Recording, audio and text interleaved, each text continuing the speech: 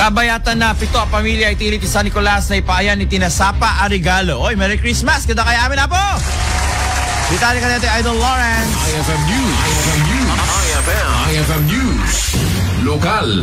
Napalaos ti panagyaman dagiti pito a pamilya iti Barangay 24 Santa Monica, San Nicolas, Ilocos Norte ana ipayan tinasapa regalo babayan ti PNP San Nicolas Advocacy Group nga idadaulwan ni Mr. Louis Bonifacio kadwada ti grupo ti Philippine Pharmacists Association on the job trainees ti Data Center College of the Philippines Criminology Department ken IFM News iti panagturong ti grupo iti nasa o lugar ket na isayang katpailaeng ti feeding program ken lecture pakaseknan ti anti-criminality campaign ti PNP panagan-anad iti kalsada ken panagkita ti husto nga agas. Well, itata Sir Lawrence, nagkandak tayo manan iti community outreach program, babaeng ti feeding activity, kun gift giving, kadagiti gagayem tayo iti Barangay 24, kasi dati area dagamin Sir Lawrence, kat isolated adayo kadiji barangay hall tayo, kan madaldalanan dati anay isuda. Kan isuda ngamin dagitay makita tayo nga nagagaget nga agububra panaglako-lako yan ta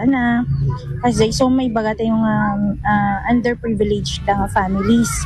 So nag-initiate iti PNP man San Nicolas, babaeng ti liderato ti officer in charge tayo ni Police Captain Sigman C. Benigno nga nagki-cooperar kadigiti partners tayo ti San Nicolas Advocacy Group nga bubuin iti NGOs, force multipliers, women sector, giti KK tayo pagno mabuo deti nga activity.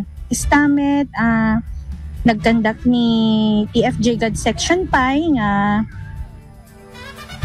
ti gift giving na ket nagapo iti bulsa ti pulis. DJ regalo tayo nga ay ayam.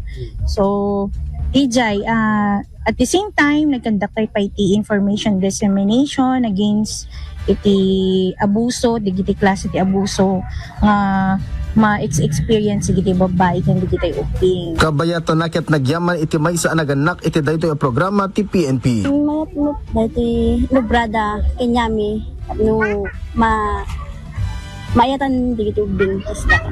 Manamnama nga dadon tupay iti programa ti PNP San Nicolas Advocacy Group. Para iti IFM News, Idol Lawrence Martinez, Tatak, RMN.